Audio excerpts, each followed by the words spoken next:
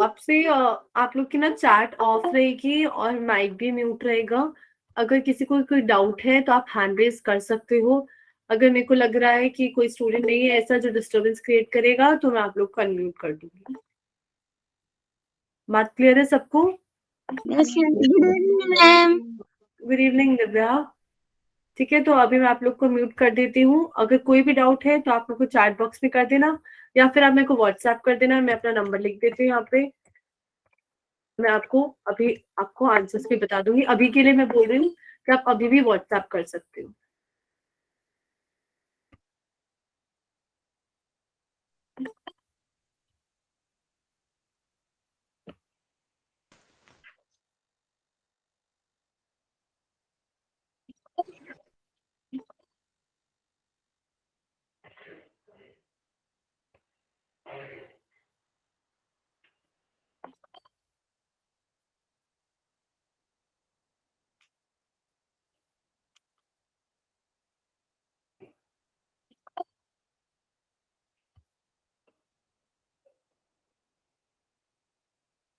Good evening ma'am.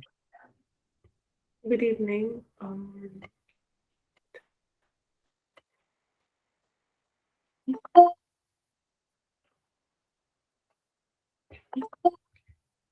आप लोग की क्लास में तो म्यूट ही नहीं हो रहे हो।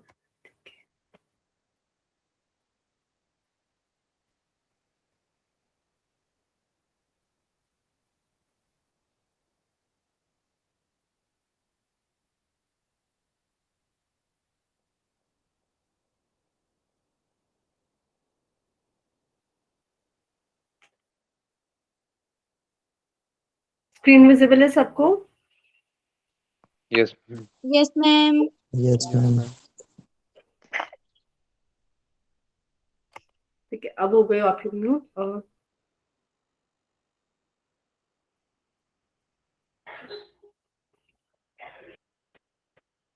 तो कल मैंने वेक्टर्स कराया था, वो उसमें आगे बढ़ाने से पहले मैं आपसे क्या करती हूँ, एक क्वेश्चन पूछती हूँ डिवीजन टेस्ट, ताकि क्लियर हो जाए। जो भी मेरे को मैसेज करे व्हाट्सएप में, ये मेरा ही नंबर है। I don't know. तो रेजोल्यूशन ऑफ वेक्टर्स में से क्वेश्चन पूछती हूँ जिसमें हमने क्या किया था, एक वेक्टर को दो पार्ट में ब्रेक किया था, एक एक्स एक्सिस में और एक वाई एक्सिस में। एक्स वाला हम बोलते थे आर कॉस थीटा, वाई वाला बोलते थे आर साइन थीटा। और थीटा क्या था? वो एंगल था जो वो एक्स एक्सिस के साथ बना रहे हैं। अभी मैं यहीं पे क्वेश्चन आपको पूछती हूँ कि मान लेते हैं कि मेरे पास फोर्स है, मेरे पास है फोर्स, और वो फोर्स की वैल्यू मेरे को गिवन है 60 न्यूटन, एंड वो एक्स एक्सिस के साथ एंगल बना रहा है 30 डिग्री। अब मेरे को बताना है कि उसका एक्स कंपोनेंट और वाई कंपोनेंट क्या होगा। मैं रिकैप के लिए थोड़ा सा डायग्राम एक्सप्लेन कर देती हूँ। हमारे पास होता था एक वेक्टर आर, यहाँ पे उसको हम लोग, हमारा उसका एंगल होता था थीटा एक्स एक्सिस के साथ और वाई एक्सिस के साथ 90 माइनस थीटा। हम जब उसका एक्स कंपोनेंट की बात करते थे तो हम कहते थे आर कॉस थीटा, और वाई कंपोनेंट की बात करनी होती थी तो हम कहते थे आर साइन थीटा। अब कौन बता सकता है मेरे को कि एक्स कंपोनेंट क्या होगा और वाई कंपोनेंट क्या होगा? okay. बोलो रिज्वल। मैम, वाई कंपोनेंट होगा मैम 30 और एक्स कंपोनेंट होगा 20√3। X component 20√3। ठीक है, तो हमारे पास यहाँ पे रिज्वल ने बोला दो कंपोनेंट आ गए, एक्स और वाई का कंपोनेंट चेक भी कर लेते हैं। उसने बोला कि एक्स कंपोनेंट की जब हम बात करेंगे तो हमारे पास आएगा आर कॉस थीटा, जैसे हमारे पास पहले था। अब आर नहीं है हमारे पास, यहाँ पे फोर्स है एफ, तो हम लिख सकते हैं एफ कॉस, और थीटा यहाँ पे कितना एंगल मेंशन है 30 डिग्री, तो हम 30 डिग्री डायरेक्टली पुट कर देंगे। अब फोर्स है 60, तो हम लिख देते हैं 60 मल्टीप्लाई विथ √3/2। तो यहाँ पे डिवाइड गलत क्या है रिज्वल? अगर हम यहाँ पे डिवाइड करेंगे तो हमारे पास आएगा 30√3, छोटा सा एरर है।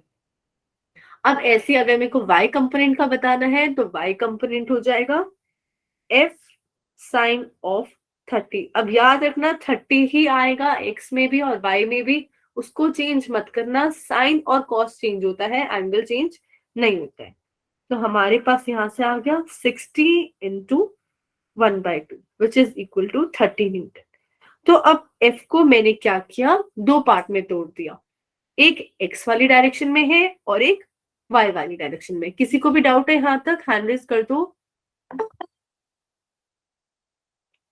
ठीक है। अब अगर यहाँ पे मेरे पास दो कंपोनेंट्स आ गए, बोलो अखिल। मैम ये नहीं समझ आया कि √3/2 कैसे आया। cos 30 की वैल्यू क्या होती है? सॉरी मैम, cos 30 मैंने सुना ही नहीं ना। हाँ, cos 30 की वैल्यू होती है √3/2, इसीलिए ये वैल्यू यहाँ पे √3/2 आ गई। फिर cos 60 की वैल्यू, सॉरी, sin 30 की वैल्यू होती है 1/2, इसलिए यहाँ पे 1/2 आया है। अब और किसी को डाउट है यहाँ तक?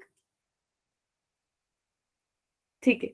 तो मेरे पास यहाँ एक सिंगल वेक्टर था r, उसको दो पार्ट में ब्रेक कर दिया, एक x वाला और एक y वाला। अब हम कैसे लिखते थे r को? हम लिखते थे उसका कुछ x का कंपोनेंट और i कैप, उसका कुछ y का कंपोनेंट और j कैप। अब वही हम यहाँ पे यूज करते हैं और फोर्स को हम क्या लिख सकते हैं? F vector equals to 30 √3 i cap plus 30 j cap. ये कैसे आया? देखो x की डायरेक्शन में हमारे पास था 30 √3 x वाले कंपोनेंट में, तो मैंने उसको i कैप के साथ लिखा। फिर y वाले कंपोनेंट में था मेरे पास 30 न्यूटन, तो मैंने उसको j कैप के साथ लिखा। ऐसे ही जिस डायरेक्शन में कंपोनेंट है हम उसी डायरेक्शन में करते हैं। अब मैं आपसे यहीं पे एक और क्वेश्चन पूछती हूँ कि मान लेते हैं मेरे पास वेक्टर है a vector equals to 2i cap plus 4j cap minus 3k cap. अब आपको a वेक्टर का मैग्नीट्यूड बताना है, तो कौन बताएगा क्या मैग्नीट्यूड है? तो मैं 1 मिनट दे रही हूँ, आप लोग ट्राई करो।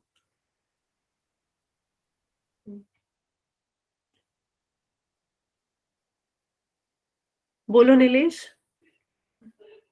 √29। √29 कितनी जल्दी कर लिया। ठीक है, बाकी लोग देख लो कि कैसे आया, आंसर करेक्ट है या नहीं है। साहिल, आपको डाउट है कोई या आपको आंसर बताना है? तो हम लोग सॉल्व करके देखते हैं। देखो यहाँ पे तीन कंपोनेंट है, आई के साथ वाला x डायरेक्शन में, j वाला y डायरेक्शन में और k वाला z डायरेक्शन में। तो जब हम लोग वहां यहाँ पे वैल्यू निकालेंगे मैग्नीट्यूड की, तो तीनों कंपोनेंट का स्क्वायर करना पड़ेगा। x वाला कंपोनेंट मतलब 2 का स्क्वायर, y वाला मतलब 4 का स्क्वायर और z वाला मतलब -3 का स्क्वायर। बोलो अखिल। मैम स्क्वायर क्यों किया? स्क्वायर क्यों किया? जब हम मैग्नीट्यूड निकालते हैं, मैंने प्रूव करवाया था, तो हम लोग करते हैं r इक्वल्स टू, जैसे दो वेक्टर में हम लिखते हैं r(x² प्लस r(y²) और इसका अंडर रूट करते हैं, ओके मैम। है ना? ऐसे अगर तीन वेक्टर होते हैं, तीन कंपोनेंट होते हैं, तो तीनों का स्क्वायर करना है, उनको ऐड करके फिर अंडर रूट करना है। तो यहाँ पे हमारे पास तीन कंपोनेंट है, इसका स्क्वायर करूंगी तो 4 आ जाएगा, इसका स्क्वायर करूंगी तो 16 आ जाएगा। अब इसका स्क्वायर करते हुए ध्यान रखना माइनस साइन का भी स्क्वायर होगा, तो हमारे पास आ जाएगा यहाँ से +9। तो ये टोटल आ रहा है 29। और ये क्या है? ये r का स्क्वायर है, मैग्नीट्यूड का स्क्वायर। असली मैग्नीट्यूड में अंडर रूट आता है, तो अगर मैंने पूछा है मैग्नीट्यूड, तो आप लास्ट में अंडर रूट लगा दो 29। क्लियर है सबको यहाँ तक? ये डाउट है? ठीक है, अगर डाउट नहीं है तो हम वापस वहीं पे जाते हैं जब हमने लास्ट क्लास में छोड़ा था।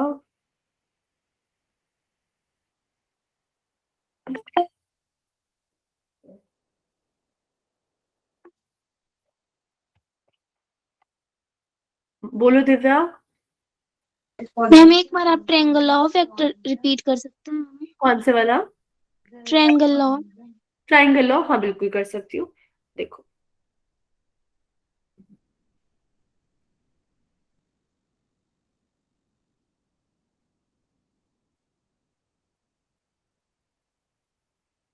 ट्राइंगल लॉ में क्या होता है दिव्या, हमारे पास दो साइड होती है ट्राइंगल की, मतलब हमारे पास दो साइड भी नहीं होती, हमारे पास दो वेक्टर होते हैं और एक का हेड और एक का टेल, मतलब एंडिंग पॉइंट और स्टार्टिंग पॉइंट जुड़ा हुआ होता है।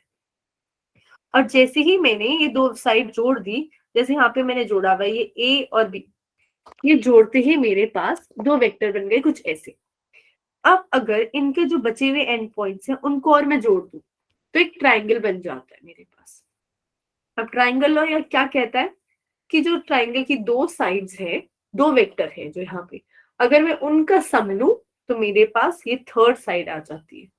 और इसको लिखने का मतलब क्या है, a plus B equals to R vector. तो अगर आप ध्यान से देखो तो a और b इनका सम और r वेक्टर इक्वल हो गया। अब डायरेक्शन के टाइम पे ध्यान रखना, a और b की डायरेक्शन ऐसे चल रही है पर r की अपोजिट साइड चल रही है। क्लियर है दिव्या? Yes ma'am. ठीक है।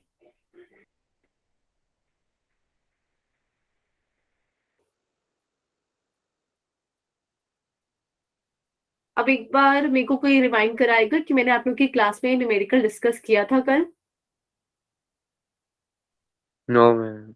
ठीक नो है। मैम। ओके, तो ये वाला न्यूमेरिकल डिस्कस करते हैं पहले कि क्वेश्चन क्या कह रहा है, if the magnitude of the resultant of two vectors of equal magnitude, मतलब पहले हम मैग्नीट्यूड को छोड़ते हैं, वो क्या कह रहा है, मैग्नीट्यूड निकाल किसका रहे, दो वेक्टर्स जिनका मैग्नीट्यूड इक्वल है।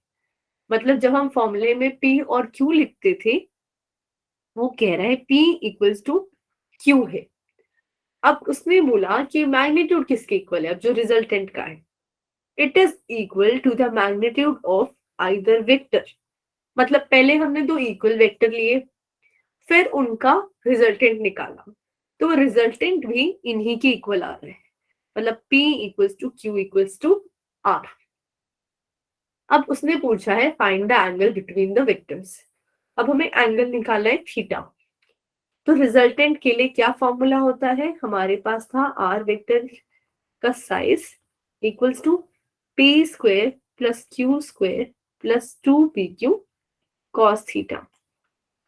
अब यहाँ पे p equals to q equals to r है, तो मैं कोई एक पर्टिकुलर वेरिएबल ले लेती हूँ, तो p q या r, और उसके टर्म में पूरा लिख सकती हूँ।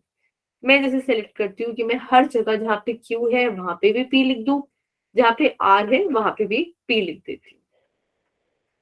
तो यहाँ पे आ गया p और राइट साइड में आ गया p square plus 2p into p cos theta. अब राइट साइड में ये दोनों टर्म अकेली हैं तो इनको मैं ऐड कर सकती हूँ, ये सेम भी है, तो यहाँ से आ गया 2p स्क्वायर।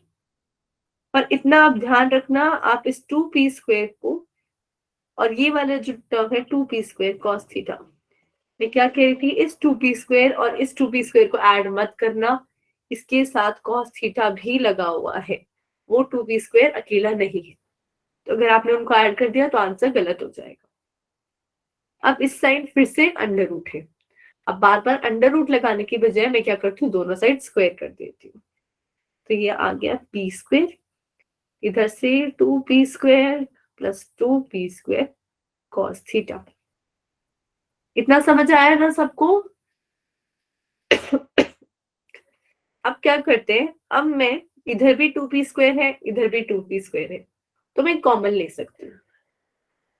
मैंने क्या किया, 2p स्क्वायर को कॉमन ले लिया। अब यहां से मेरे पास आ गया 1, इस साइड से मेरे पास आ गया प्लस cos थीटा। अब क्या करते हैं, इस p स्क्वायर से इस p स्क्वायर को कैंसिल कर दिया, तो हमारे पास बचेगा 1/2 equals to 1 plus cos theta. अब क्या करेंगे, इस 1 को भी लेफ्ट साइड ले जाते हैं ताकि हमारे पास सारे नंबर्स एक साइड हो, तो हमारे पास आ गया -1/2 इक्वल्स टू cos थीटा। अब ये बताओ, ये किसी को आता है कि थीटा कैसे निकालेंगे और थीटा की वैल्यू क्या आएगी इस केस में? cos थीटा इक्वल्स टू -1/2 है, बोलो केशव। मैम 120 डिग्री आएगी। 120 डिग्री आएगी, बिल्कुल करेक्ट। जिन लोग को नहीं आता है या भूल गए हैं उनके लिए मैं बता देती हूँ कैसे आएगा। आप ये देखो कि कॉस की वैल्यू 1/2 कब होती है, अभी माइनस साइन को इग्नोर कर दो। तो ऐसा होता है जब थीटा कितना होता है हमारे पास 60 डिग्री। अब यहाँ पे नेगेटिव है तो आफ्टर स्कूल टू कॉलेज लगाते हैं। तो सेकंड वाले क्वाड्रेंट में आपको पता है कॉस नेगेटिव हो गया। सेकंड वाले का मतलब क्या है 180 माइनस थीटा। तो अगर मेरे को कभी भी नेगेटिव एंगल निकालना है कि कितने एंगल पे कॉस की वैल्यू नेगेटिव होगी, मैं क्या करूंगी 180 में से इस एंगल को सब्ट्रैक्ट कर दूंगी। जैसे इस केस में 120 डिग्री आ जाएगा। और अगर आप कॉस 120 डिग्री निकालोगे तो वो -1/2 ही होता है। इससे आ गया कि P और Q में कितना एंगल है 120 डिग्री। तो हमने कहां से स्टार्ट किया, क्वेश्चन में बोला था दो वेक्टर हैं, दोनों का मैग्नीट्यूड इक्वल है, मतलब P equals to Q equals to R। फिर उसने बोला कि हमें एंगल बताना है उनके बीच में, तो मैंने रिजल्टेंट वाला फॉर्मूला यूज किया और बस वैल्यू सब्स्टिट्यूट कर दी गई। क्लियर है सबको? मैं अभी आप लोग को अनम्यूट कर दिया है, इनकेस मेरे को लगेगा कि कोई डिस्टरबेंस क्रिएट कर रहा है मैं फिर से म्यूट कर दूंगी, ठीक है। ये इसका सोल्यूशन है, वही मैंने अभी एक्सप्लेन किया था। अब यहाँ पे हमारे पास एक क्वेश्चन है जो कह रहा है the sum of two unit vectors is also a unit vector. मतलब मेरे पास क्या था, दो यूनिट वेक्टर थे, ए कैप इसका साइज भी 1 और दूसरा यूनिट वेक्टर बी कैप उसका भी साइज 1। अब वो कह रहा है कि अगर मैं इन दोनों का सम लूं ए प्लस बी, मैंने क्या किया A cap plus B cap का सम लिया। अब इसका अगर मैं मैग्नीट्यूड निकालूं तो ये भी मेरे पास यूनिट वेक्टर आ रहा है। अब वो बोल रहा है बताओ कितना एंगल है दोनों के बीच में, प्लस अगर मैं a माइनस बी लूंगी तो इसकी क्या वैल्यू होगी ये भी बताओ। उसने ये बोला है क्वेश्चन में। तो a प्लस बी मतलब उनका रिजल्टेंट निकाला है हमने, दो वेक्टर्स लिए उनको जोड़ दिया और कुछ हमारे पास आंसर आ गया 1। तो यहाँ पे मैं रिजल्टेंट वाला फॉर्मूला लगा सकती हूँ जो क्या है a का स्क्वायर प्लस b का square plus 2ab cos theta और इसका अंडर रूट। अब मेरे को पता है रिजल्टेंट का साइज कितना है 1 है, तो मैं इस साइड सिंपली 1 लिख दूंगी। अब आप ध्यान से देखो ये क्या है a का मैग्नीट्यूड का स्क्वायर और a का मैग्नीट्यूड क्या था 1, तो मैं इसकी जगह लिख सकती हूँ 1 का स्क्वायर। ऐसे ही ये b के मैग्नीट्यूड का स्क्वायर, तो मैं 1 का स्क्वायर फिर से लिख सकती हूँ और यहाँ पे आ जाएगा 2 multiply by 1 into 1 cos theta और यहाँ पे है 1। अब क्या करते हैं दोनों साइड स्क्वायर कर देते हैं ताकि इजी हो जाए। लेफ्ट साइड करूंगी तो 1 रह गया, राइट साइड 1 प्लस 1 से 2 प्लस 2 cos थीटा, ये मेरे पास टर्म आ गई। अब इस 2 को भी लेफ्ट साइड ले जाते हैं तो मेरे पास आएगा -1 इक्वल्स टू 2 cos थीटा और यहां से फिर से वही सेम आ गया cos थीटा इक्वल्स टू -1/2। तो हम फिर से लिख सकते हैं कि इस केस में भी थीटा क्या है 120 डिग्री है। अब उसने बोला कि इनके बीच का जो डिफरेंस है उसका भी एंगल बताओ। तो इतना याद रखना, डिफरेंस के केस में हल्का सा फॉर्मूला चेंज हो जाता है। जब आपको डिफरेंस का मैग्नीट्यूड निकालना है तो आपके पास क्या है, आप इसे ऐसे भी समझ सकते हो कि ए वेक्टर प्लस माइनस का बी वेक्टर और इसका मैग्नीट्यूड। तो जब आप ये पूरा फॉर्मूला लिखोगे तो इसमें पहले आएगा a का स्क्वायर फिर b का स्क्वायर, फिर जब आप इन दोनों को मल्टीप्लाई करते हो 2ab, तब क्या है 2 इंटू a तो पॉजिटिव है पर यहाँ पे b क्या है नेगेटिव है, तो -b आएगा और cos theta as it is. ये करोगे आप लोग। अब फिर से वैल्यू पुट करते हैं, a के मैग्नीट्यूड का स्क्वायर 1, b के मैग्नीट्यूड का स्क्वायर ये भी 1 हो गया। अब हमारे पास यहाँ पे क्या आ रहा है राइट साइड में, फिर से a इंटू बी वो भी कर देते हैं 2 1 -1। अब cos थीटा में थीटा क्या है उन दोनों के बीच में 120 डिग्री, तो वही एंगल यूज करेंगे जो भी हमने निकाला है। तो cos 120 की वैल्यू -1/2, मैं डायरेक्ट यहाँ पे वैल्यू लिख सकती हूँ, मल्टीप्लाई विथ -1/2। इस माइनस से ये माइनस कैंसिल हो गया, इस 2 से ये 2 कैंसिल हो गया, मेरे पास क्या बचा 1 + 1 + 1 विच इज इक्वल्स टू 3। अब याद रखना इस पूरे पे अंडर रूट भी था, तो हमारे पास फाइनल आंसर क्या आ गया √3। तो करेक्ट ऑप्शन सी है √3, 120 डिग्री। किसी को कोई डाउट है? No ma'am. ओके, अब बाकी लोग भी बता दो, और किसी को डाउट है। हमने स्टार्ट किया यूनिट से जिनका मैग्नीट्यूड 1 है, तो जहां जहां यूनिट वेक्टर था वहां पे मैं हर जगह 1 1 1 1 लगा सकती हूँ।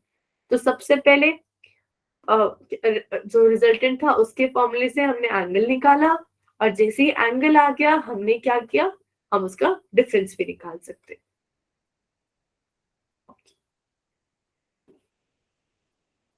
अब ये क्वेश्चन से आप लोगों ने ट्राई करे हैं। फर्स्ट क्वेश्चन किसी ने ट्राई किया घर पे? अच्छा, अगर नहीं किया है तो मैं एक्सप्लेन कर देती हूँ एक बार फिर से। फर्स्ट क्वेश्चन क्या कह रहा है, दो फोर्सेस हैं, दोनों का मैग्नीट्यूड इक्वल है, मतलब फिर से P = Q हो गया विच इज इक्वल टू 5। उसने उसके बाद बोला है कि उनके बीच में एंगल कितना है 60 डिग्री, मतलब थीटा = 60 डिग्री। अब उसने बोला find the magnitude and direction of the resultant. तो मैग्नीट्यूड निकालने के लिए वही same formula, P² + Q² + 2PQ cos theta, उसमें वैल्यू पुट करते जाते हैं। यहां से आ जाएगा 25, क्योंकि P की वैल्यू क्या थी 5, फिर Q² में भी 25, फिर इधर जब आप पुट करोगे तो आएगा 2 × 5 × 5, और cos थीटा में cos 60 डिग्री। तो यहां से आ गया 50 + 5 × 5 25, उसको आप 2 से मल्टीप्लाई करोगे तो फिर से 50, और cos 60 डिग्री होता है हाफ। तो ये आ गया आपके पास √75। ये क्लियर है सबको? Yes ma'am. अब जब आपको डायरेक्शन निकालनी है तो आप tan थीटा का फॉर्मूला लगाओगे। tan अल्फा = क्या होता है Q sin theta upon P + Q cos theta. तो इस फॉर्मूले में बस सारी वैल्यूज पुट करनी है, थीटा पुट करना है, Q पुट करना है, P पुट करना है। आपके पास मैम हाँ बोलो। मैम ये थीटा साइन थीटा क्या है? थीटा साइन थीटा कैसे है, ये मैंने प्रूफ किया था कल की क्लास में पैरेललोग्राम लॉ से, कि अगर हमारे पास पैरेललोग्राम है, उसकी दो साइड्स हैं P और Q, उसके बाद मैंने यहाँ पे एक परपेंडिकुलर ड्रॉ किया था। आप नहीं थी कल की क्लास में? मैम ये क्यू है कि थीटा है? अच्छा, ये वाला Q है और ये वाला Q है, साइन और कॉस के साथ जो लगा हुआ है वो थीटा है। Yes ma'am. क्लियर है रजवल? Yes ma'am. ठीक है, तो यहाँ पे डायरेक्टली हम वैल्यूज पुट करके निकाल सकते हैं। अब दूसरा क्वेश्चन क्या कह रहा है, एक रिवर फ्लो कर रही है, उसकी स्पीड दे रखी है 5 मीटर/सेकंड, मतलब ये डायरेक्शन रिवर के फ्लो की है। फिर एक मैन स्विम कर रहा है 2 मीटर/सेकंड पे, और कितने एंगल पे 37 degree to the direction of flow, मतलब ये डायरेक्शन ऑफ फ्लो थी तो उसके साथ कितना एंगल बना है यहाँ पे 37 डिग्री।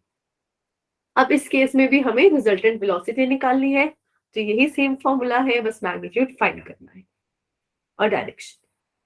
फिर थर्ड वाले में हमारे पास क्या दे रखा है, दो मैम आप एक बात बताएंगे, डायरेक्शन कैसे की हमने फाइंड? और सेकंड वाले में या फर्स्ट वाले में? फर्स्ट वाले में। फर्स्ट वाले में, ठीक है अभी बताती हूँ।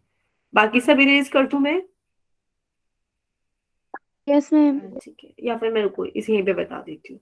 फर्स्ट वाले में जब मैं tan अल्फा लिखूंगी तो Q की वैल्यू है यहाँ पे 5, और साइन 60 डिग्री हो जाएगा √3/2, तो मैं एज इट इज यहाँ पे लिख दिया √3/2। फिर डिनोमिनेटर में P था तो 5 + 30 डिग्री आया मैम। 5, और cos थीटा यहाँ पे कितना आ गया, बताओ cos थीटा कितना आएगा यहाँ पे दिव्या, cos 60 डिग्री। तो 1/2 हम वापस यहाँ पे पुट कर सकते हैं। अब यहाँ से अगर हम कैलकुलेट करें तो हमारे पास आ जाएगा 5√3/2 और डिनोमिनेटर में अगर मैं एलसीएम लूं तो मेरे पास आएगा 15/2। ये 2 से 2 कैंसिल हो गया, 5 से 15 का आ गया हमारे पास यहाँ पे 3। अब यहां से मेरे पास आ जाएगा 1/√3। और कब होता है टेंजेंट की वैल्यू 1/√3? 30 डिग्री पे। तो मेरे पास आ गया अल्फा इक्वल्स टू 30 डिग्री। बोलो केशव। मैम सेकंड क्वेश्चन में cos 37 कितना होगा? cos 37 आपको अब वैल्यू नेट पे से निकाल लो या कैलकुलेटर में से निकाल लो। ऐसी वैल्यूज वो पेपर में नहीं देंगे। अगर वो ऐसी दे रहे हैं तो आपको बोलेंगे यूज cos 37 डिग्री की वैल्यू दिस। ठीक है, 4/5 ma'am. होती है मैम। हाँ जी, cos 37 की वैल्यू 4/5 होती है। 4/5 इसकी एग्जैक्ट वैल्यू मेरे को नहीं पता है, मेरे को भी चेक करना पड़ेगा, क्योंकि मोस्टली जब आपको क्वेश्चंस वो देंगे तो 0 डिग्री जो भी कॉम्प्लीमेंट्री या सप्लीमेंट्री एंगल से हम बना सकते हैं, जिसमें 90 प्लस करके या 90 सब्ट्रैक्ट करके सिर्फ वही एंगल देंगे। उसके अलावा अगर कोई एंगल वो देते हैं कभी भी तो उसकी वो वैल्यू मेंशन करेंगे। ठीक है, यस मैम। तो यहाँ पे हमारे पास इस केस में फर्स्ट वाले में अब क्लियर हो गया है। दिव्या डायरेक्शन कैसे आएगी? Yes ma'am. तो अगर मैं डायग्राम से आपको ये बताऊं तो मेरे पास जो वेक्टर था वो P यहाँ पे है, Q यहाँ पे है, और इनके बीच में अगर मैं 30 डिग्री पे बनाऊं तो ये मेरा रिजल्टेंट बन रहा है। अब जो लास्ट वाला क्वेश्चन है वो देख लेते हैं। उसमें हमारे पास क्या है, दो वेक्टर है जिनका मैग्नीट्यूड 3 और 5 है। मतलब P की वैल्यू 3 दे रखी है मान लेते हैं, और Q की वैल्यू 4 दे रखी है। अब उसने पूछा है इनके बीच में कितना एंगल होगा अगर रिजल्टेंट 1 यूनिट है। मतलब इस पूरे का अंडर रूट उसने मेंशन कर रखा है। एक बार हमें 1 लेना है, एक बार 5 लेना है, और P और Q की वैल्यूज पुट करके हमें फिर से cos थीटा के इक्वल कुछ वैल्यू आएगी, वहां से हमें थीटाज निकालने हैं। अब हो जाएंगे तीनों questions. Yes yes ma'am. Yes ma'am. Yes, ma'am. तो कल सब लोग ट्राई करके लाना, अगर उसके बाद भी डाउट आता है तो मैं फिर प्रॉपर सॉल्व करवा दूंगी। मैम हाँ बोलो। मैम इसमें हमने जो फर्स्ट जैसे हमारा क्वेश्चन है उसमें p² + q² + 2pq cos theta हमने 1 पुट कर देना है। फर्स्ट वाले में हाँ 1 पुट कर देना है। और मैम फिर p और q हमने 3 4 पुट कर देना है ना, बस आ जाएगा ना फिर आगे। हाँ बस आ जाएगा, बस p स्क्वायर में उसका स्क्वायर कर देना, 3 का स्क्वायर 9। Yes. हाँ आ जाएगा। अब देखो हम लोग क्या करते हैं, polygon law of vector addition start करना है। उससे पहले ये मैं आपको वैसे एक्सप्लेन करती हूँ कि होता क्या है।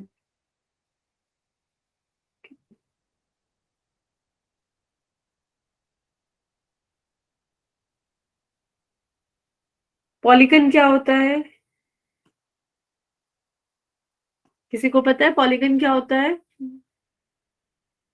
N sided figure. कोई भी एन साइडेड फिगर है उसको क्या कहेंगे, पॉलीगन कहेंगे। क्लोज शेप होनी चाहिए, ये सर्कल भी क्लोज शेप है पर इसमें कोई भी स्ट्रेट लाइंस नहीं है। तो स्ट्रेट लाइंस होनी चाहिए और क्लोज शेप होनी चाहिए। Ma'am straight line close shape. या करेक्ट रिजल्ट।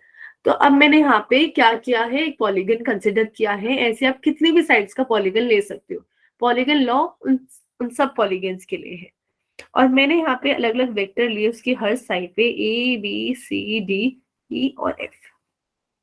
और यहाँ पे ये सब वेक्टर्स उन सारे वेक्टर्स की डायरेक्शन रिप्रेजेंट कर रहा है।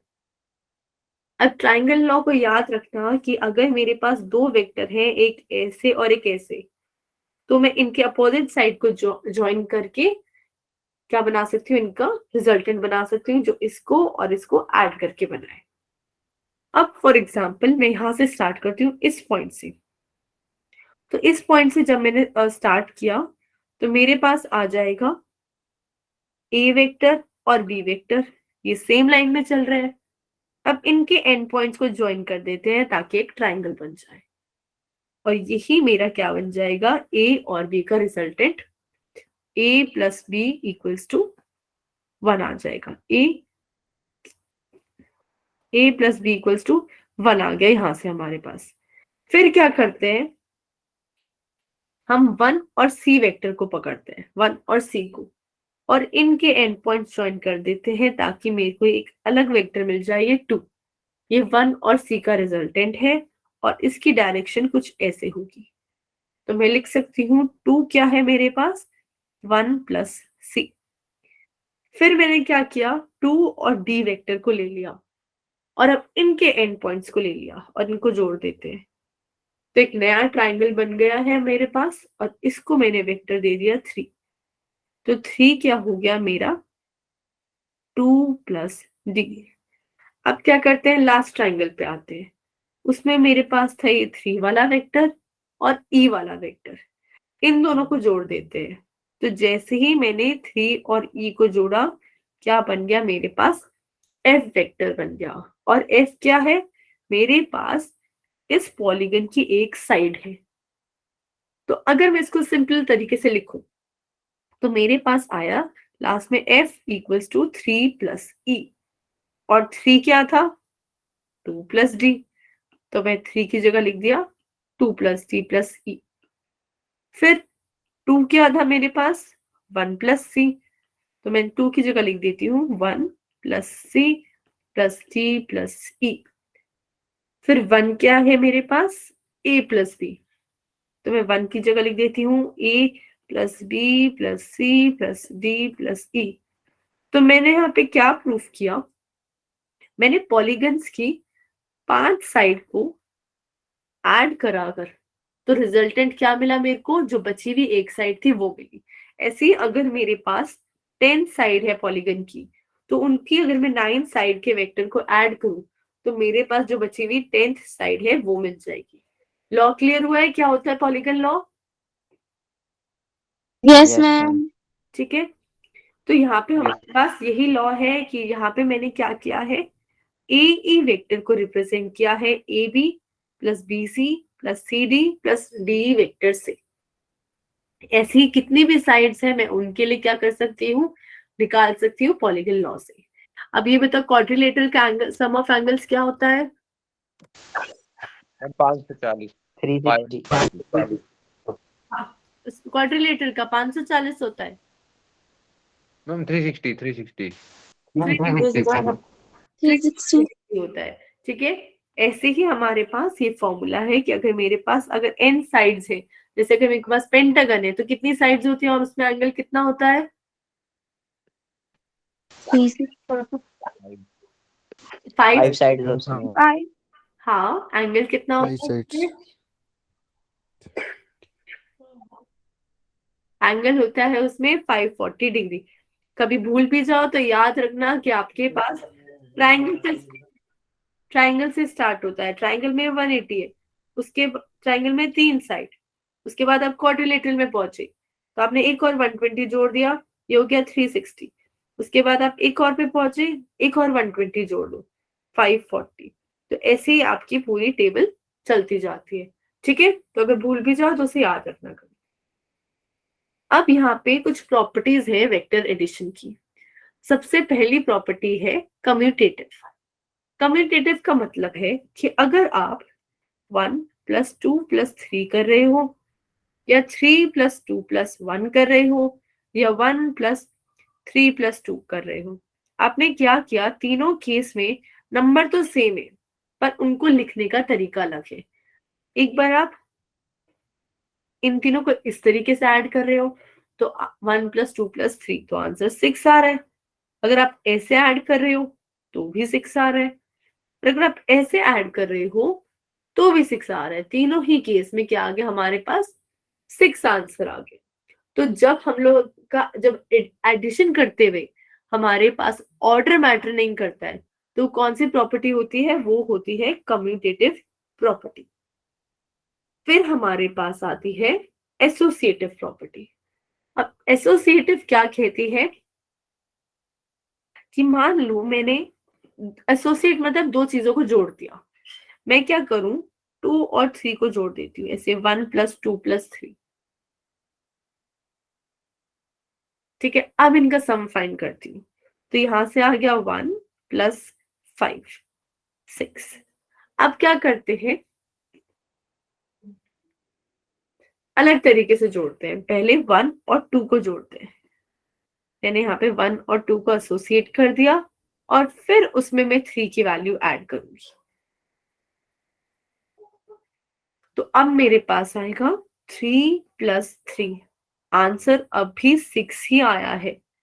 तो अगर मैं दो पार्टनर्स को, अगर किसी दो चीजों को, वेक्टर्स को क्लब कर दूं, तो भी आंसर में कोई चेंज नहीं आ रहा है। ये प्रॉपर्टी है एसोसिएटिव प्रॉपर्टी। क्लियर है ये दोनों प्रॉपर्टी अभी तक आपको, कम्यूटेटिव और यस मैम। ठीक है, एक सेकंड।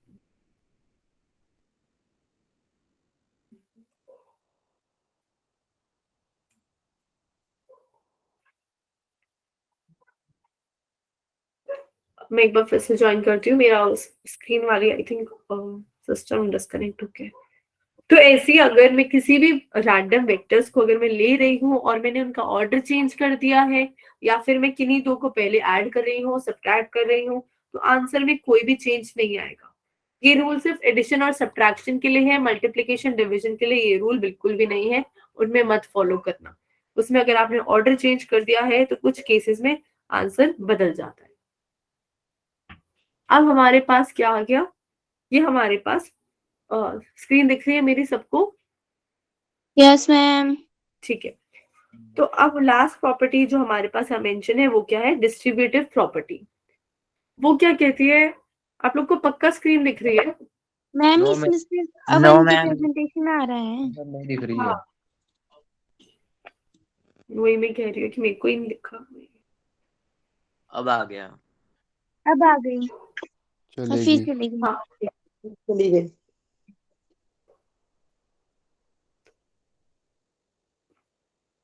मैम नहीं हाँ आ रही। हाँ हाँ, मैं वेट कर रही हूँ, आ जाएगी।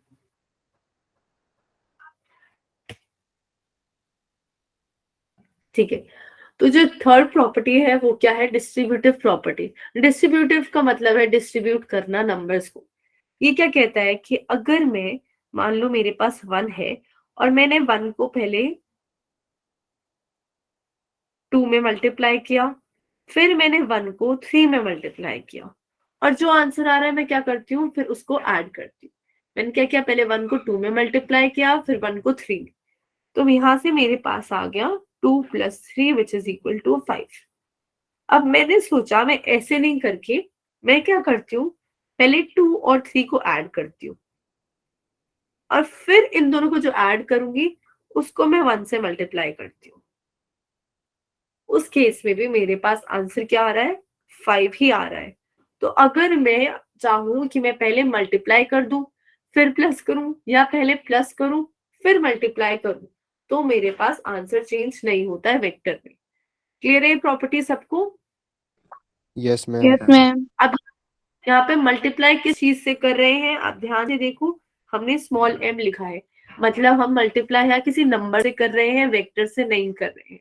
यहाँ पे सिर्फ ये a और b वेक्टर है, m कोई भी नंबर हो सकता है, 1 2 -1 या फ्रैक्शन कुछ भी। अब जो थर्ड प्रॉपर्टी है वो क्या है, a + 0 = 0।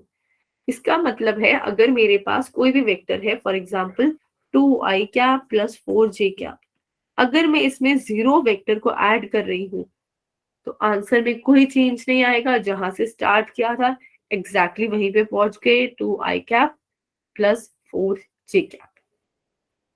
अब जो चीज मैंने वहां पे नॉर्मल नंबर्स की टर्म में लिखी थी, अगर मैं उनको वेक्टर की फॉर्म में लिखूं तो उनका मतलब क्या था, उनका मतलब था, जैसे लास्ट वाली प्रॉपर्टी है उसी को एक्सप्लेन करते हैं इसमें। अगर मेरे पास है 3a वेक्टर + b वेक्टर, जिसमें a वेक्टर है 2i और b वेक्टर है 7i + 4j। ठीक है, अब करते हैं, पहले हम इन दोनों को ऐड कर देते हैं, a + b। तो अभी एडिशन वाला मैंने नहीं कराया, अभी आप लोग को इसके बाद कराऊंगी। तो i में i को ऐड करते हैं, यहाँ से जैसे 2 + 7 आ जाएगा 9 आई कैप। फिर जे वाला यहाँ पे तो 0 है, तो मेरे पास क्या बच गया 4 जे कैप। अब क्या करते हैं, इन दोनों को 3 से मल्टीप्लाई कर देते हैं, जो भी मेरे पास आंसर आए। तो मेरे पास आ जाएगा 3 multiply into 9i cap plus 4j cap, which is equal to 27i cap plus 12j cap. तो एक तरीका तो ये था। दूसरा तरीका क्या है, पहले मैं 3 को a वेक्टर से मल्टीप्लाई करती हूँ। तो जैसे ही 3 को a वेक्टर से मल्टीप्लाई किया, मेरे पास क्या आ गया 6i cap। अब क्या करते हैं, 3 को b वेक्टर से मल्टीप्लाई करते हैं। तो 3 मल्टीप्लाई बाय 7 होगा पहले, वो हो जाएगा 21 आई कैप। फिर 3 मल्टीप्लाई बाय 4 कर देती हूँ, वो हो जाएगा 12 जे कैप। अब अगर आप इन दोनों को ऐड करो तो आपको फिर से यही सेम आंसर मिलेगा। यही क्या है, हमारी डिस्ट्रीब्यूटिव प्रॉपर्टी। क्लियर है ये प्रॉपर्टी सबको कि वेक्टर Yes, ma'am. कर सकते हैं? ओके, अब इसके बाद हम स्टार्ट करेंगे वेक्टर्स को ऐड कैसे करते हैं। मैं दूसरी स्लाइड खोल लेती हूँ। यहाँ तक किसी को किसी भी टॉपिक में डाउट है, addition, subtraction, no ma'am. Resolution या फिर यूनिट वेक्टर, या अगर आप बात करें पोजीशन वेक्टर की, डिस्प्लेसमेंट वेक्टर की, किसी को डाउट नहीं है? No ma'am. No, ma'am. तो कल जो क्वेश्चन, कुछ बोल रहे हो आप लोग?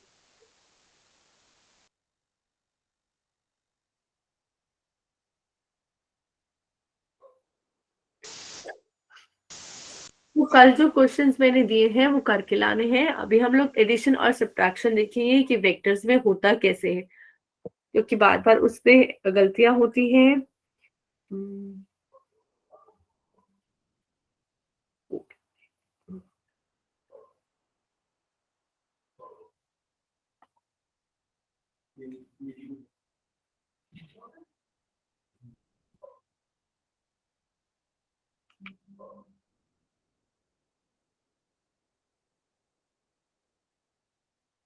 स्लाइड दिख रही है सबको?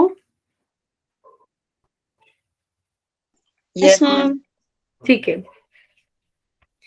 तो ये कंपोनेंट फॉर्म में एक्सप्लेन करने से पहले मैं आपको बेसिक तरीके से बताती हूँ कि होता क्या है वेक्टर एडिशन और सब्ट्रैक्शन।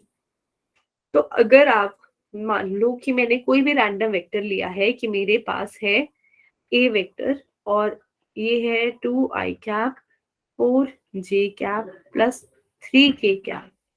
अब मैं ले रही हूँ बी वेक्टर, वो है 7i कैप 6j कैप और -2k कैप। अब मेरे को a प्लस बी बताना है और a माइनस बी। तो अगर मैं पहले a को कंपोनेंट फॉर्म में बताऊं, तो a का कुछ x डायरेक्शन में कंपोनेंट है, तो मैं इसको लिख सकती हूँ ax i कैप। फिर y डायरेक्शन में कंपोनेंट है, मैं उसको लिख सकती हूँ ay j cap. Similarly z वाले को az k कैप। ऐसे ही मैं b वेक्टर में भी लिख सकती हूँ bx i cap plus by j cap plus bz k cap. यहाँ तक किसी को कोई डाउट है कि मैंने वेक्टर फॉर्म में कैसे लिखा है कंपोनेंट्स को?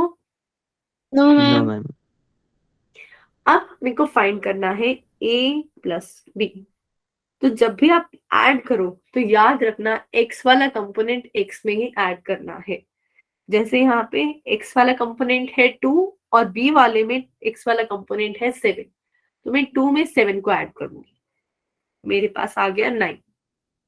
अब उन दोनों के साथ आई कैप लगा हुआ था, तो वेक्टर ऐड और सब्ट्रैक्ट होने के बाद भी वेक्टर ही रहता है, तो ये आ जाएगा 9 आई cap.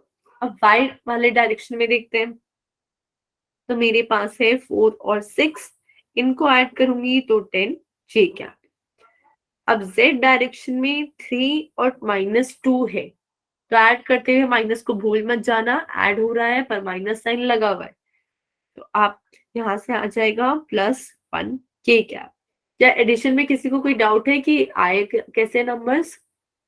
No, ma'am. No, ma'am. ठीक है, अब सब्ट्रैक्शन के टाइम पे इंपॉर्टेंट है वो ध्यान रखना। अब क्या होता है सब्ट्रैक्शन में, जैसे अगर मैं लिख रही हूँ 6 माइनस 4, तो आप क्या कहते हो, आपने 6 में से 4 को सब्ट्रैक्ट करा है। सिमिलरली अगर मैं लिख रही हूँ a माइनस बी, तो a में से ही b को सब्ट्रैक्ट करना है, b में से a को मत करना। तो जब हम ऐसे सब्ट्रैक्ट करेंगे, तो जैसे x वाला कंपोनेंट है पहले i क्या, a वाले में लगा हुआ था 2, तो मैं 2 में से b वाले का कंपोनेंट मतलब 7 को सब्ट्रैक्ट करूंगी। फिर अगर मेरे को y कंपोनेंट में जाना है, तो मैं 4 में से 6 को सब्ट्रैक्ट करूंगी, 6 में से 4 को मत करना। फिर अगर k वाले में जाना है, तो उसमें ध्यान दो, मेरे पास था 3 क्या, 3k क्या, अब मैं माइनस कर रही हूँ, तो माइनस करते हुए भी क्या माइनस कर रही हूँ मैं, ये पूरा का पूरा -2।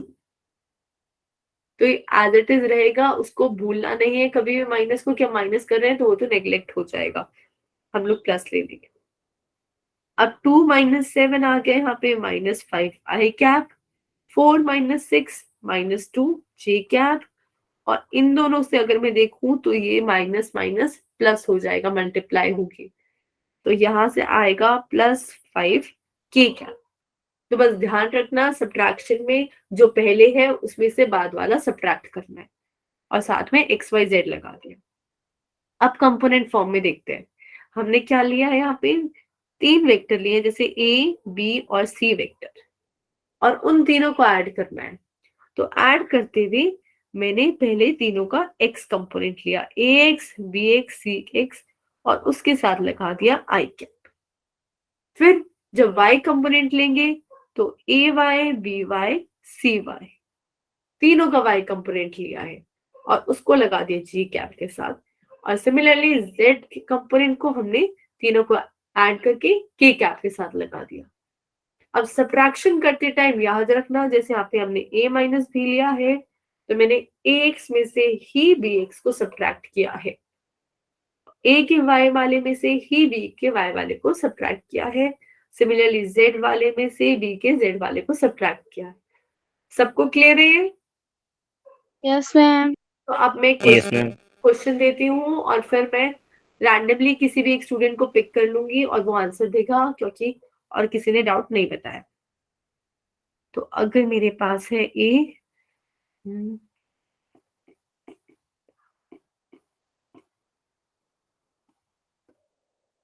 ये है के कैप, और मेरे पास फिर है बी वेक्टर जो है 12 आई कैप प्लस 3 के कैप, 3 जे कैप प्लस 4 के कैप।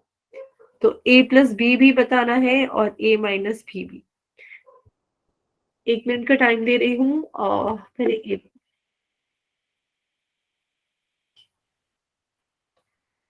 माही चौधरी क्लास में हो? मैम हाँ बोलो रिजवल। मैम 5i प्लस आंसर नहीं बोलो। लिखा है ए वेक्टर में। ए वेक्टर में 5 आई कैप प्लस 0 जे कैप है। Yes ma'am. हाँ, ए के ऊपर आपने वेक्टर वाला साइन नहीं लगाया। अच्छा। माही चौधरी नहीं है। Reena Kashyap,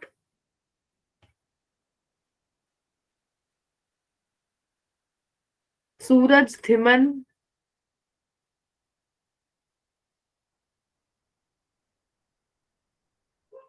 Ananya Sharma, yes ma'am. हाँ आप बताओ आंसर, a प्लस बी का आंसर क्या आएगा? मैम 17 आई कैप प्लस 3 जे कैप माइनस 4 के कैप। -4 के कैप, वेरी गुड। तो आंसर आता है तो आप लोग हैंड रेस क्यों नहीं करते हो? गलत होगा सही होगा मैं हेल्प करूंगी ना, फिर भी वेरी गुड अनन्या। तो आंसर में जब हमने ऐड करा, तो हमने आई की कंपोनेंट को आई में ऐड करा, जो है 5 प्लस 12, तो आ गया 17 आई कैप। फिर जे की कंपोनेंट में ऐड किया, तो 0 प्लस 3, 3 जे कैप आ गया। फिर के की कंपोनेंट को ऐड करते हुए -8 प्लस 4, तो -4 के कैप आ गया। रिजवल बताओ a माइनस बी क्या होगा? मैम माइनस, एक ma'am -7i cap -3j -12k cap.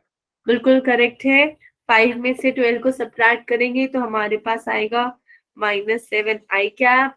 फिर 0 में से 3 को सब्ट्रैक्ट करेंगे तो हमारे पास आएगा -3j कैप। और फिर अगर -8 में से -4 करेंगे तो -12k कैप। अब याद रखना है क्योंकि ये पूरा भी वेक्टर है तो हम यहाँ पे भी दोनों में वेक्टर ही लगाते हैं, ए वेक्टर प्लस बी वेक्टर और ए वेक्टर माइनस बी वेक्टर। अब वो क्वेश्चन ऐसे भी दे सकते हैं कि आपके पास दो वेक्टर है, उनका डिफरेंस फाइंड करो और फिर उसका मैग्नीट्यूड फाइंड करो। इशू आपको डाउट है कोई? ठीक है। No, ma'am. किसी को भी कोई डाउट है इसमें एडिशन और सब्ट्रैक्शन कैसे करते हैं? No ma'am. ठीक है, तो यहाँ नो पे मैम। जो फर्स्ट क्वेश्चन है आप वो ट्राई कर सकते हो। वो क्या कह रहा है, आपके पास तीन वेक्टर है ए बी और सी, और आपको फाइंड करना है A vector plus 2b vector plus C vector. तब ए प्लस सी तो इजीली कर लोगी, 2b के टाइम पे याद रखना। जैसे यहाँ पे है B vector 3i cap plus 4j cap minus 2k cap. जब आप 2 से मल्टीप्लाई करोगे तो इस पूरे को मल्टीप्लाई करोगे एज इट इज। तो पहले i कंपोनेंट में क्या था, 3 था, तो उसको 2 से करेंगे। 6i कैप, वही डिस्ट्रीब्यूटिव प्रॉपर्टी जो थी वही यूज करेंगे। फिर 2 को हम मल्टीप्लाई करेंगे 4 से, तो हमारे पास आ जाएगा 8j कैप। फिर 2 को मल्टीप्लाई करेंगे इस -2 से, तो -4k कैप। उसके बाद इसमें हम a भी ऐड कर सकते हैं और c भी ऐड कर सकते हैं। उसके बाद उसने पूछा है ऑल्सो फाइंड इट्स मैग्नीट्यूड। जो भी लास्ट में टोटल आएगा उसका मैग्नीट्यूड निकालना है। मतलब जैसे 3 कंपोनेंट आएंगे, x component, y component, z component, उनका स्क्वायर निकालना है, ऐड करना है और बस अंडर रूट लेना है। हो जाएगा ये क्वेश्चन सबका फर्स्ट क्वेश्चन। Yes ma'am. क्या बोल मैम रहे एक बार दोबारा बताएंगे आपको? हाँ, देखो मेरे पास यहाँ पे 3 वेक्टर थे ए बी सी। उसने क्वेश्चन में बोला find A vector plus 2b vector plus C vector. तो इतना तो आपको समझ आ गया कि तीनों को ऐड करना है। और 2b के टाइम पे ध्यान रखो, जब 2b लिख दिया है तो पूरा का पूरा b वेक्टर 2 से मल्टीप्लाई होगा। तो उसमें जैसे i कैप के साथ 3 लगा हुआ है, तो पहले मैंने 3 को 2 से किया तो 6 आ गया। फिर j कैप के साथ 4 लगा हुआ है, तो 4 को 2 से किया तो 8 आ गया। फिर k कैप के साथ -2 लगा हुआ है, तो उसको 2 से किया तो -4 आ गया। अब आप इसमें a और c ऐड कर सकते हो, i कैप में i कैप वाला, j में j वाला और k में k वाला। तो आपके पास कुछ 3 वेक्टर्स आ जाएंगे, उन तीनों का स्क्वायर करके आप ऐड करके अंडर रूट ले सकते हो। दिव्या क्लियर है? Yes ma'am. अब देखो दूसरा क्वेश्चन, ये दोनों क्वेश्चन एक ही है और मैम हमारे हाँ बोलो रिजविल। मैम इसका आंसर क्या आया है ऐड करके तीनों का यस मैम। वो मेरे को चेक करना पड़ेगा क्योंकि आई थिंक इसमें हमने जो डाला हुआ है वो मैम ठीक है। अब तो हम चेक कर लेते हैं। चलो, ये मेरे पास 2b वेक्टर आ गया, उसमें मैं a का ऐड करूंगी तो a के x वाले में 2 है, b के x वाले में 1 है। 2 + 1 3 और 6 यहाँ पे लगा हुआ है, तो ये आगे मेरे पास 9i कैप। फिर j वाला देखते हैं, इसमें है -1, इसमें भी -1, तो -2 हो गया यहाँ। और 8 यहाँ पे है, 8 - 2 6 आ जाएगा, 6j कैप। अब k कंपोनेंट देखूं मैं तो यहाँ पे मेरा 1 लगा हुआ है और इसमें मेरा -1 लगा हुआ है, तो 1 - 1 ये तो 0 हो गया। बचा क्या, सिर्फ 2b वाला -4k कैप। ठीक है रिजवल? Yes ma'am. अब जो सेकंड क्वेश्चन है उसमें बोला क्या है, मेरे पास 3 फोर्सेस है F1 F2 F3 और इन तीनों का मैग्नीट्यूड बता रखा है और डायरेक्शन बता रखी है। यहाँ पे 53 डिग्री एंगल है। तो जैसे फॉर एग्जांपल ये F1 अगर 10 है तो जिसके साथ एंगल लगा होता है, मैंने कहा था उसके साथ ही कॉस लेना है। तो ये हो जाएगा 10 cos 53 डिग्री। अब बताओ ये वाला कंपोनेंट, ये वाला कंपोनेंट और ये वाला कंपोनेंट क्या होगा, सोच के बताओ। मैम मैम बोलो रिजुअल। मैम जो एक्स एक्सिस के अलोंग जो 45 के साथ है ना, वो हाँ बनेगा F2 cos 45। ठीक और है, ये वाला अब नीलेश बताएगा नेक्स्ट कंपोनेंट, सबको चांस मिलते हैं। ये जो 37 डिग्री के साथ वाला है वो बनेगा 15 cos 37 डिग्री। करेक्ट, तो जिसके साथ एंगल लगा है उसके साथ में कॉस लगा दिया, और जो अपोजिट डायरेक्शन में है आप उसके साथ सीधा साइन लगा सकते हो। जैसे ये वाला हो जाएगा 10 sin 53 डिग्री, फिर यही वाला हो जाएगा हमारा F3 है 15, तो 15 sin 37 डिग्री। सिमिलरली अगर मैं ये वाला वेक्टर लूं F2, तो ये वाला हो जाएगा मेरे पास 20 sin 45 डिग्री। क्लियर है इतना सबको कंपोनेंट्स बनाना? Yes ma'am. Yes ma'am. अब हमारे पास ये अलग अलग कंपोनेंट्स आ गए, तो आपको पता है कि ये वाली एक्स डायरेक्शन है, ये वाली वाई डायरेक्शन है। तो जो जो एक्स में है उसको साथ आप आई कैप लगा सकते हो, जो जो वाई में है उसके साथ आप जे कैप लगा सकते हो। अब इतना ध्यान रखना, जब एक्सिस बनाते हो ये पॉजिटिव एक्स होती है, ये पॉजिटिव वाई, ये नेगेटिव एक्स, सॉरी ये नेगेटिव वाई और ये नेगेटिव एक्स। तो जब इसके साथ आप आई कैप जे कैप लगाओगे तब भी यही सेम रूल फॉलो होता है। जैसे ये वाला कंपोनेंट है जो मैंने अभी सर्कल किया है, ये हो जाएगा 20√2। एक सेकेंड,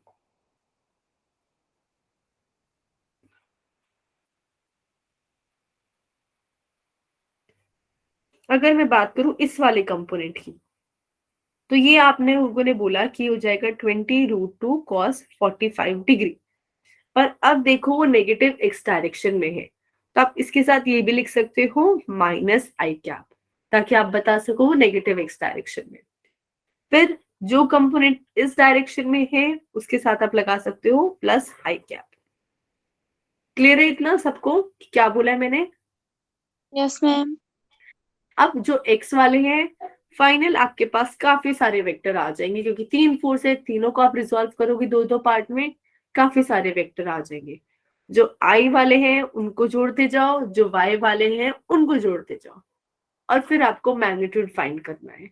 तो ये थोड़ा ट्रिकी क्वेश्चन है, आप एक बार ट्राई करना, इनकेस अगर नहीं होता है तो मैं इसको सॉल्व करवा दूंगी, ठीक है? Yes ma'am. पर फर्स्ट वाला क्वेश्चन आई होप सबका हो जाए, और इससे पहले के जो 3 क्वेश्चन थे जहां पे पैरेललोग्राम लॉ करा था वो भी हो जाने चाहिए आप लोग को, इतने मुश्किल नहीं है वो क्वेश्चंस, ठीक है? अब और किसी को एक्स्ट्रा कोई डाउट है तो वो पूछ सकता है अभी। इसके आगे अभी मैं न्यू टॉपिक नहीं स्टार्ट कर पाऊंगी। किसी को कल डाउट? करेंगे क्या टॉपिक? हाँ जी, कल कौन सा टॉपिक करेंगे? डॉट और क्रॉस प्रोडक्ट, ओके। ठीक है? किसी को भी कोई डाउट है? नो। No ma'am. ठीक है, अगर कोई डाउट नहीं है तो फिर मैं फिर मीटिंग एंड कर देती हूँ अभी। प्लीज जो लोग नहीं बोलते हैं, सिर्फ गिने चुने 4-5 स्टूडेंट्स ही रिस्पॉन्ड करते हैं, वो भी आंसर दिया करो। अगर डाउट है तो पूछा करो, मैं बता दूंगी फिर से। आपके ही मार्क्स कमाएंगे अगर कंसेप्ट क्लियर नहीं होगा, और अगर बोलोगे नहीं तो मेरे को भी पता नहीं चलेगा।